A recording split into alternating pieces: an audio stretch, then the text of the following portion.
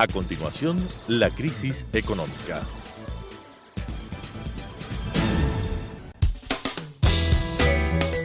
Clasificación B, bajo supervisión de un adulto.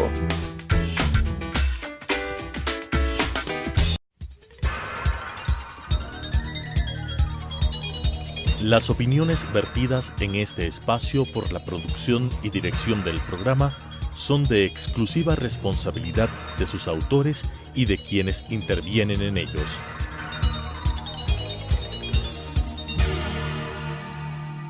Telesucesos Canal 29 UHF presenta La crisis económica, asuntos de tipo económico, financiero, fiscal, competitividad, sector externo, cómo restaurar los equilibrios macroeconómicos del país, cuáles son sus soluciones para restaurar no solamente los equilibrios, sino iniciar la recuperación económica que todos los ecuatorianos queremos en este país, con la conducción del economista César Robalino Gonzaga. La crisis económica. Amigos y amigas, una vez más, les agradezco a ustedes por estar con nosotros en este programa que hemos denominado La crisis económica del Ecuador.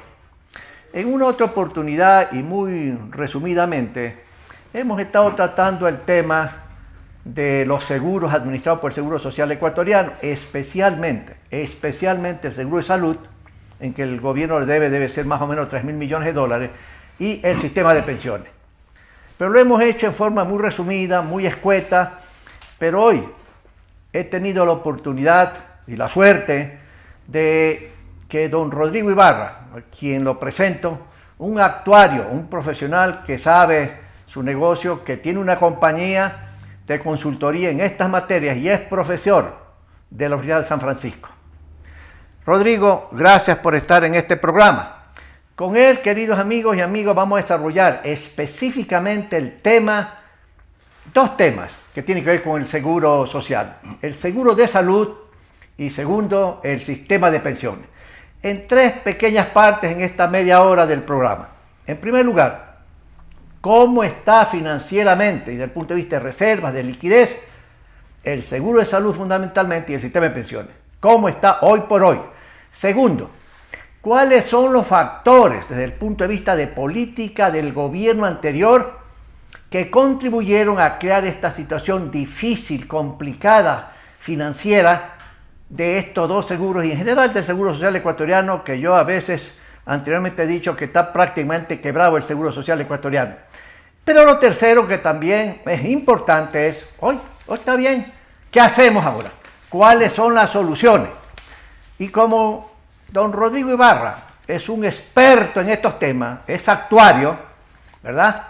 Nos puede, desde el punto de vista particular de él y de su compañía, que son estudiosos, cada uno de esos colaboradores de él, puede decir a dónde vamos. Si no se hace nada, cuánto dura las reservas del sistema de pensiones, por ejemplo, que no podemos permitir eso, pero ¿qué tenemos que hacerlo para dar lo que le llaman los especialistas sostenibilidad financiera en el largo plazo, digo usted 40 años, al Fondo de Seguro y del sistema de pensiones? Rodrigo, nuevamente, gracias por haber aceptado esta invitación. Comencemos, Rodrigo. El primer punto. ¿Cómo está la situación financiera del seguro en estos dos seguros que administra el Seguro Social Ecuatoriano? Salud y sistema de pensiones. Por favor, Rodrigo. Muchas gracias por la invitación. Me parece que este tipo de programas ayudan a que la gente pueda llegar a tener información sobre lo que está ocurriendo con el Seguro Social. Esto no solamente involucra a los actuales pensionistas, sino que tiene muy preocupados a las personas que están ya por jubilarse y aquellos que en el futuro quieren vivir de una pensión digna. Personas que todavía les faltan 30 o 40 años de actividad laboral. Entonces es fundamental entender primero los conceptos que hacen que este sistema funcione. En lo que tiene que ver con salud, el sistema de salud está atravesando por una situación crítica debido a que en el gobierno anterior se dio la cobertura, aunque se discutió esto muchas veces, pero es necesario recalcar, a los hijos de los afiliados hasta los 18 años de edad. Sin la financiación correspondiente. Es decir, todo sistema como el de salud, como el de pensiones o el de riesgos de trabajo, debe funcionar como un concepto de un seguro. Un seguro es un equilibrio entre las prestaciones que esta entidad va a otorgar, por ejemplo, coberturas médicas o pago de pensiones, y el financiamiento que va a recibir. Ese financiamiento en salud está dado por las aportaciones que se hace al sistema por una contribución que es una deducción del sueldo. De tal manera que cuando el Seguro Social toma esta decisión de adherir con coberturas médicas a los hijos hasta 18 años. Eso se hizo en el gobierno anterior. En el gobierno anterior. Cuando se toma esta decisión por efecto de llegar a la universalización de la seguridad social. Luego voy a comentar, esa universalización está en la Constitución, pero tenía que haber sido progresivamente. Aquí se lo quiso hacer con una decisión sin ver las consecuencias que las estamos pagando actualmente. Entonces, inmediatamente que se dio esa cobertura, el Seguro de Salud debió haber comunicado a los empleadores y a los trabajadores que era necesario hacer un incremento en la tasa de aportación. Ese incremento en la tasa de aportación significaba que efectivamente los hijos de los afiliados podían tener estas prestaciones, pero no se hizo eso.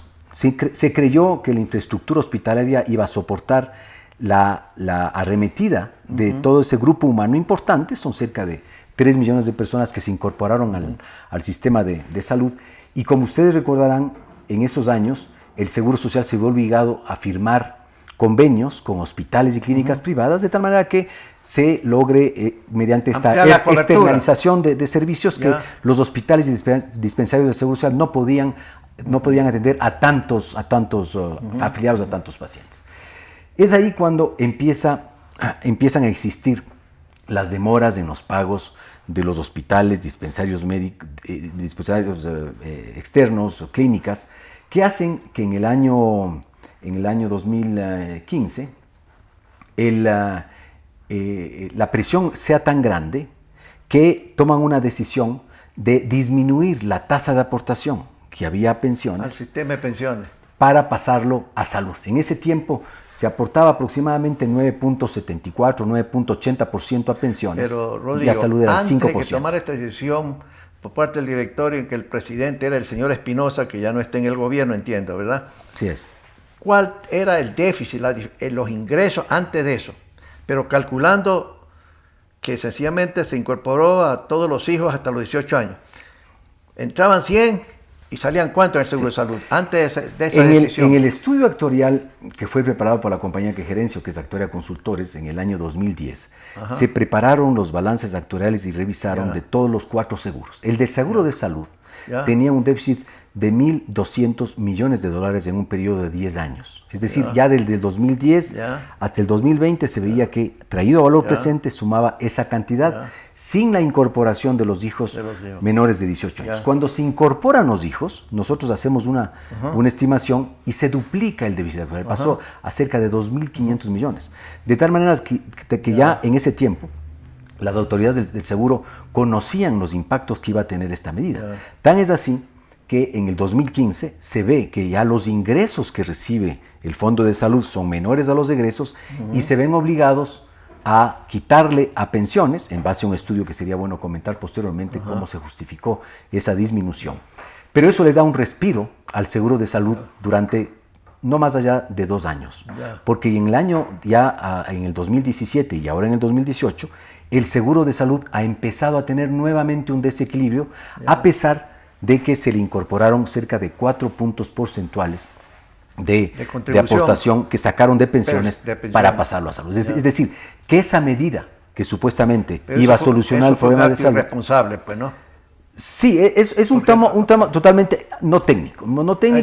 Me parece que aquí buenas de las situaciones que estamos viviendo pasan por un tema de responsabilidad política, un problema de en algunos casos de que las personas que están dirigiendo no son suficientemente competentes desde el punto de vista técnico para conocer cómo se administra. Particularmente estamos empezando a hablar del esos seguro de administradores, salud. Rodrigo, deberían asesorarse con gente que entiende, pues. Sin duda, sí, sin duda, claro. Existen tres directores vocales del Consejo Directivo, un representante del Ejecutivo, privada, el de los empleadores y el representante de los trabajadores y jubilados. Pero obviamente deberían tener su grupo de asesores y personas que les ayuden a tomar decisiones independientemente del costo político que eso significa, porque el Seguro Social no es del Estado, ¿sí? Es de todos los afiliados.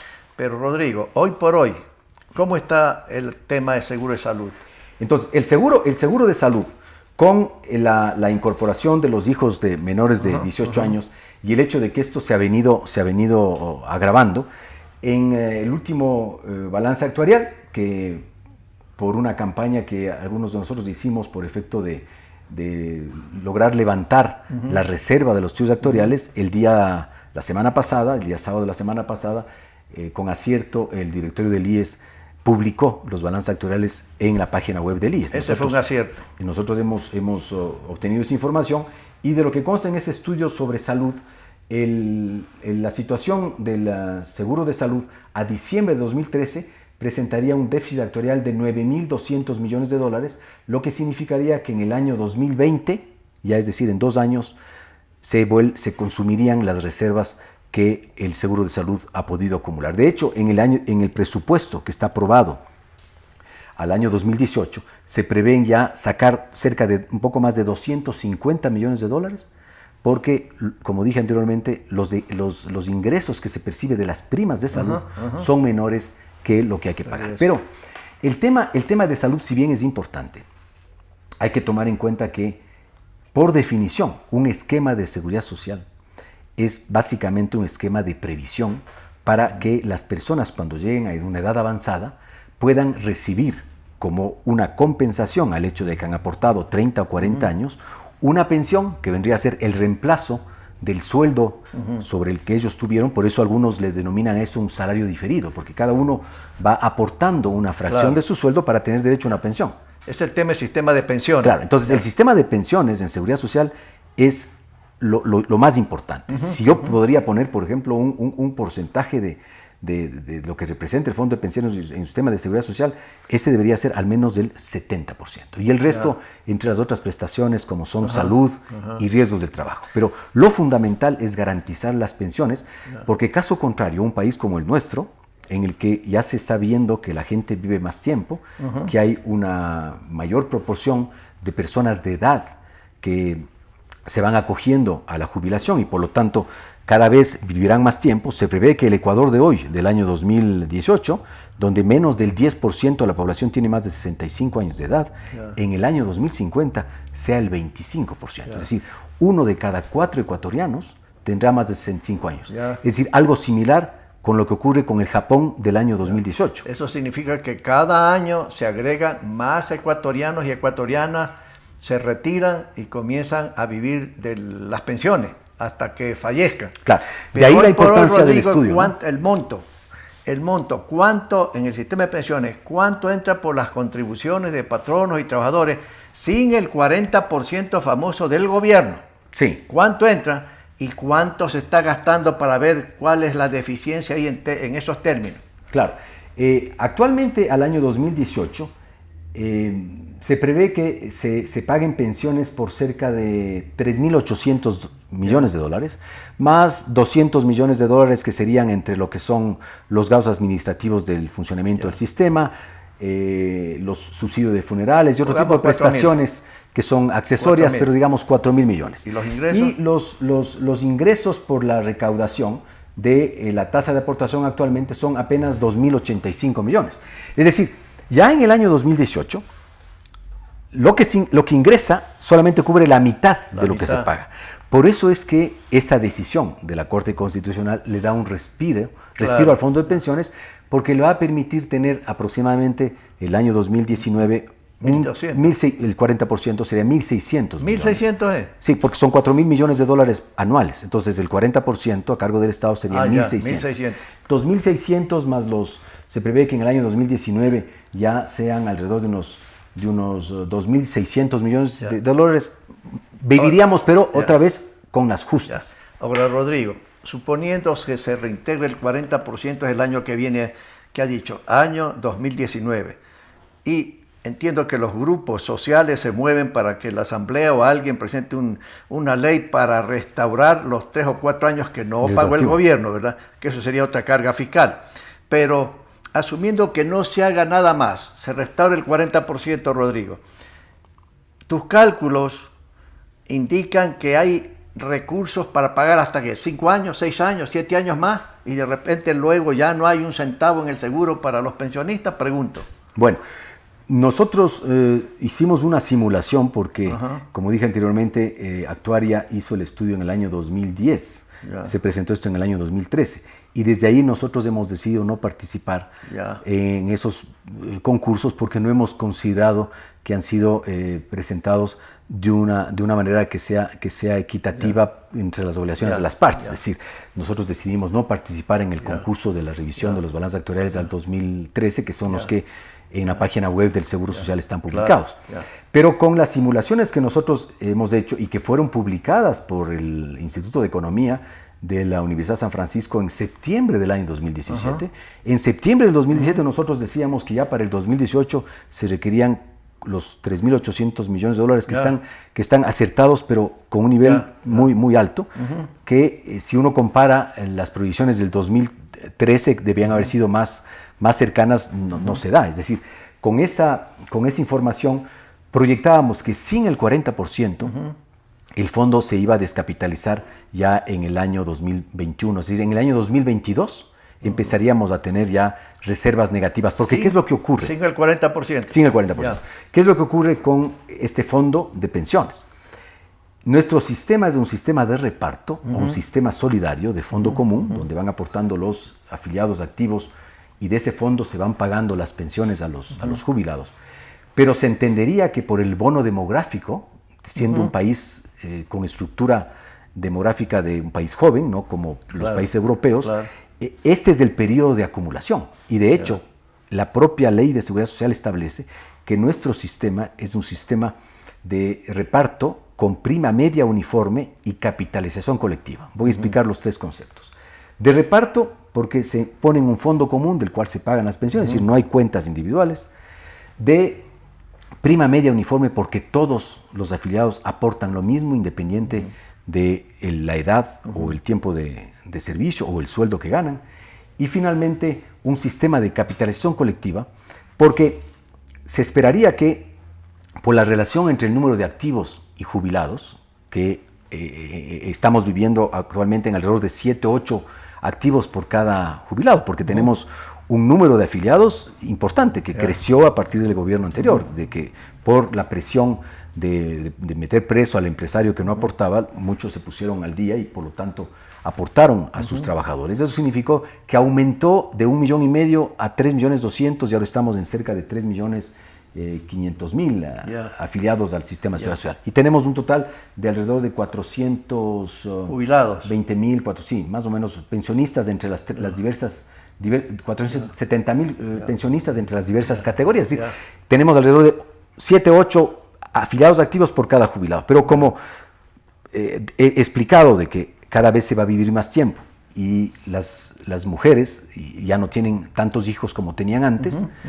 eso significa que de aquí a 30 años, esos niños que están naciendo hoy posiblemente no sean suficientes para poder soportar a los que de aquí en 30 años se jubilen. Por lo tanto, todo eso tiene que prever el actuario con estudios demográficos. Pero ¿cuánto nos puede durar si no hacemos nada más? Para pasar a la pregunta, ¿qué hacer? No más allá del año 2026, 2028. O sea, después de 2026, 2028, si no se hace nada más, por decirlo, no habrá plata para los jubilados. Claro, lo que ocurre es que esto es un mecanismo de revisión permanente. Claro. De ahí la importancia de que tienen que hacerse los estudios actuariales, los cálculos obviamente actuariales, con consultores independientes y que puedan realmente con fortaleza y defender sus argumentos y no dejarse ahora, Rodrigo, presionar, ¿no? Con estas deficiencias, ¿no? Que se están consumiendo las reservas, di tú, ¿no? Eso implicaría que está haciendo desinversiones el Seguro Social, sea en bonos del Estado, porque buena parte es bonos que tiene invertido el Seguro Social, y llega un momento dado, para tener liquidez suficiente, tendrán que estarle diciendo al gobierno, vea, se vencen ahora, yo que sé, pues 500 millones de bonos que el sistema de pensiones le compró a usted, mi amigo, yo tengo deficiencia, así que tienes que pagarme 100 millones y te vuelvo a renovar 300 millones, algo así, pues, ¿no? Claro. Los sistemas de seguridad social en todo el mundo, que funcionan con esquemas parecidos al nuestro, cuando no están bien administrados, significan un peso en la caja fiscal enorme, que pueden representar hasta 5, 10, 20% del Producto Interno Bruto. Es decir, en el Ecuador actualmente, esta contribución que se hace para el 40% de las pensiones de los jubilados, estamos hablando que representaría alrededor de 1.600 millones de dólares en el año 2019, que sería el equivalente a 1.6, 1.7 puntos del PIB. Pero a medida que el tiempo va transcurriendo, va esto a seguir al 2, al 3, al 5%. Por eso es que es un tema que no solamente le interesa al gobierno actual, sino que tiene que interesarle a la sociedad entera. A toda la sociedad y la clase política del futuro. Todos los políticos, sí, porque en algún momento los políticos querrán ser gobernantes y tienen que conocer qué van a tener que manejar si no existe un consenso. Por eso es que en otros países estos temas de la seguridad social, que son fundamentales, se han discutido a través de grupos de trabajo donde participan los grupos políticos, los gremios de los trabajadores, los jubilados, los empresarios, las universidades. Es decir, un grupo enorme de personas que buscan el Ecuador del año 2030 y 2050. Me recuerda que leí un informe sobre el sistema de pensiones en Brasil, cosa que leo el informe y me quedé asustado. Y el presidente actual está tratando de llegar a un consenso para resolver el problema que tiene, que es grave, pues, porque los 55, 57 años se jubilan en el Brasil, leí en un informe. Claro, de hecho Brasil, a mí también me llamó la atención. Brasil es una economía que, igual que la nuestra, desgraciadamente atravesó por problemas serios de corrupción. Y ese es un país enorme, es un continente. Pues no es un continente. Entonces, ellos tienen, a diferencia de nosotros, una capacidad de recuperación mucho más rápida porque tienen una población numerosa con una cantidad de recursos y no solamente dependen del petróleo como sí es el caso nuestro. Entonces, me llamó la atención que una calificadora de riesgos al gobierno de Temer, hace poco tiempo, 6 meses creo, cuando no pasó una reforma al sistema de pensiones, simplemente le bajó en la calificación. Porque obviamente la posibilidad de que este país cumpla sus obligaciones hace que a ojos de expertos extranjeros independientes le den una calificación de mayor vulnerabilidad. Ahora, Rodrigo, vamos al tema que le interesa a toda nuestra audiencia.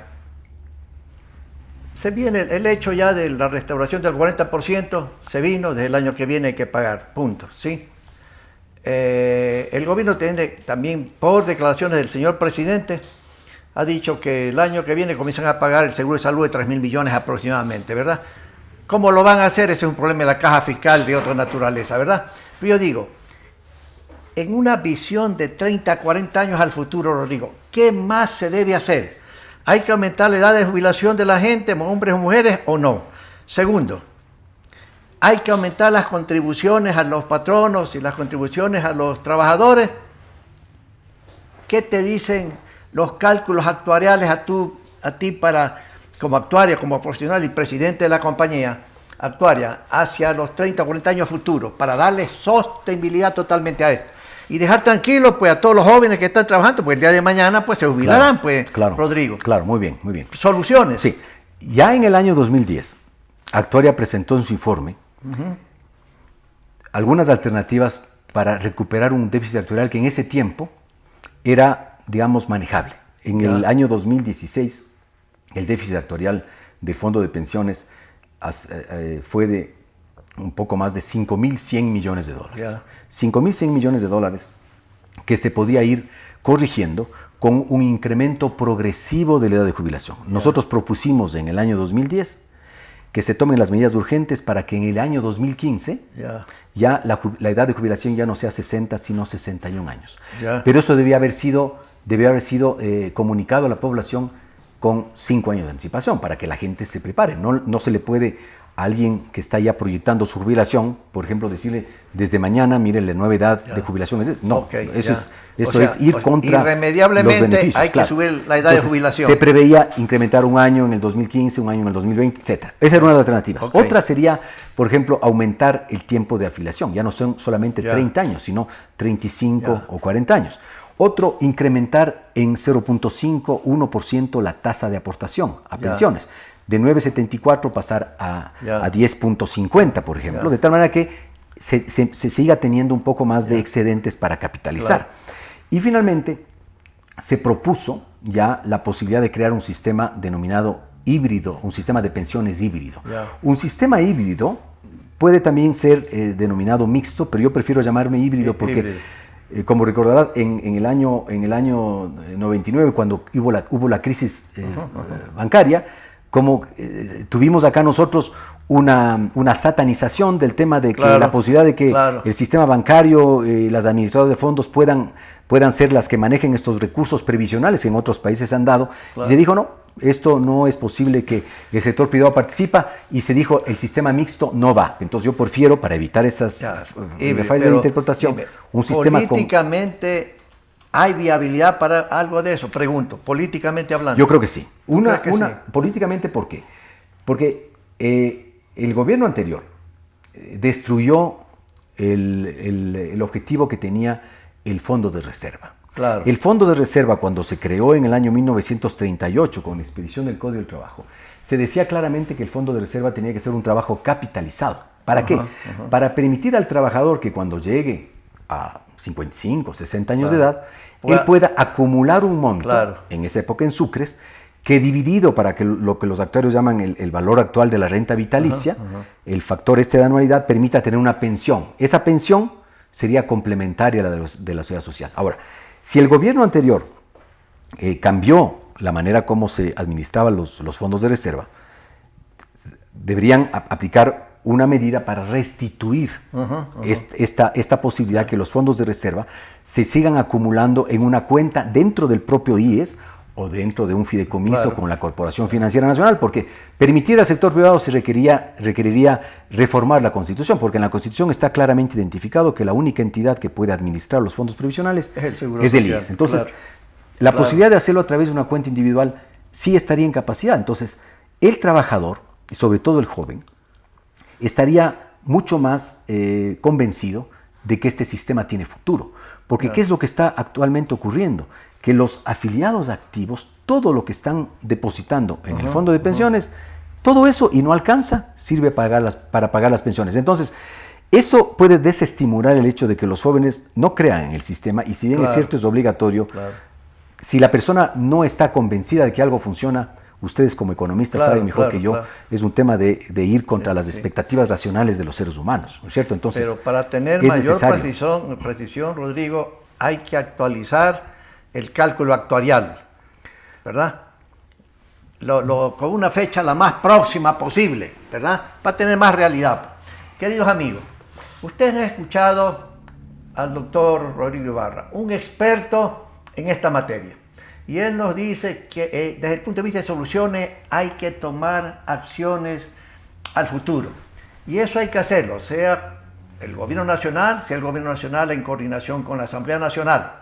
Si no se toman medidas adicionales a lo que resolvió la Corte Constitucional de que hay que restaurar el 40% que le toca al gobierno del año que viene, si no se toman otras acciones, sencillamente lo único que se está haciendo es tirando un poquito la pelota hacia adelante.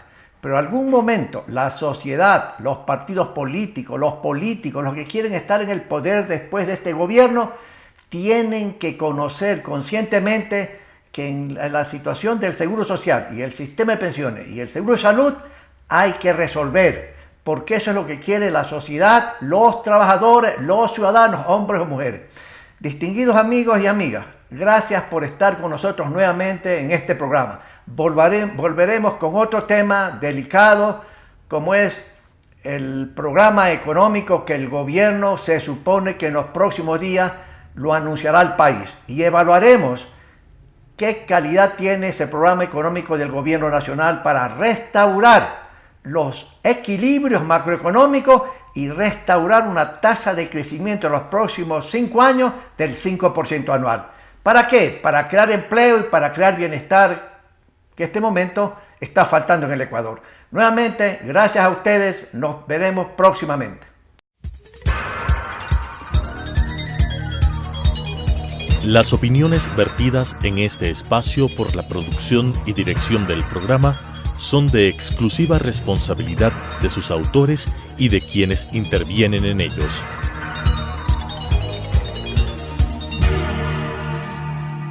Telesucesos, Canal 29, UHF presentó La crisis económica, asuntos de tipo económico, financiero, fiscal, competitividad, sector externo, cómo restaurar los equilibrios macroeconómicos del país, cuáles son sus soluciones para restaurar no solamente los equilibrios, sino iniciar la recuperación económica que todos los ecuatorianos queremos en este país, con la conducción del economista César Robalino Gonzaga. La crisis económica.